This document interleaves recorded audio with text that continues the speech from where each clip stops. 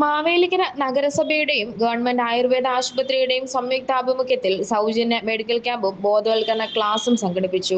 മാവേലിക്കര നഗരസഭാ ചെയർപേഴ്സൺ ശ്രീമതി ലളിത രവീന്ദ്രനാഥ് പരിപാടിയുടെ ഉദ്ഘാടനം നിർവഹിച്ചു. ചടങ്ങിൽ നഗരസഭാ ഡെപ്യൂട്ടി ചെയർമാൻ കെ ഗോപൻ അധ്യക്ഷത വഹിച്ചു.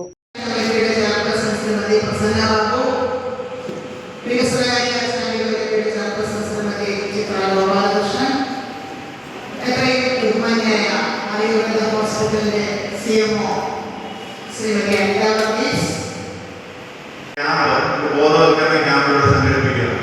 നഗരസഭയുടെ ആയുർവേദ ഹോസ്പിറ്റലിന്റെ നേതൃത്വത്തിൽ പല പ്രാവശ്യം ആരോഗ്യ സംരക്ഷണത്തിലും രോഗപ്രതിരോധത്തിലും ആയുർവേദത്തിന്റെ പ്രാധാന്യത്തെക്കുറിച്ച് chief medical officer doctor Anitha Varghese മുഖ്യപ്രഭാഷണം നടത്തി.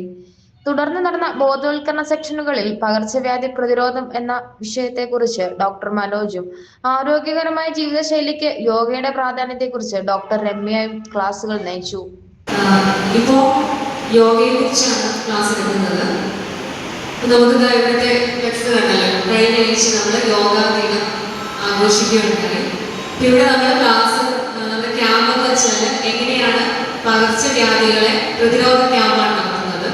മെഡിക്കൽ ക്യാമ്പിൽ പങ്കെടുത്ത രോഗികളെ ഡോക്ടർ സംഗീത, ഡോക്ടർ മേഘ എസ് എന്നിവരും പരിശോധിച്ചു.